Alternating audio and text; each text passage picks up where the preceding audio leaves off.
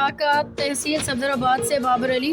मौलवी सफदरुल हक अल-मरूफ चबा डोगर शहीद एक सच्चा अवामी नुमाइंदा जो हल्के की तरक्की के लिए खूब ख्वाब लेके शहीद कर दिया गया। मौलवी सफदरुल हक अल-मरूफ चबा डोगर शहीद 25 जून 1989 एक कलमनाक वाक़या जब तहसील सफदराबाद के अवामी लीडर MBA मौलवी सफदरुल हक अल-मरूफ चबा डोगर को बेदर्दी से शहीद कर दिया गया। उनका नाहक कत्ल सिर्फ एक फर्द की जान नहीं बल्कि हल्का सफदराबाद की तामीर और तरक्की अवामी खिदमत की उम्मीदों का कत्ल है और हल्के के अवाम ने मोहब्बतों के साथ उन्हें मुंतखब किया है। अवाम उनकी दयानतदारी, शराफत और खिदमत के जज्बे से सराहा और भारी अक्सरियत से उन्हें असम्बली पहुँचाई। ये वो दौर था जब छांगा मांगा की सियासत पर अपने अरूज पर थी। कई मुंतखब नुमाइंदे अपने वोट को कीमत लगा के फरोख्त कर चुके थे। उनका नाम आज भी सफदराबाद की फिजाओं में गूंजता है। उनके चाहने वाले इन्हें आज भी एक मिसाली सियासतदान, सच्चे लीडर, मजलूम शहीद के तौर पर याद करते हैं।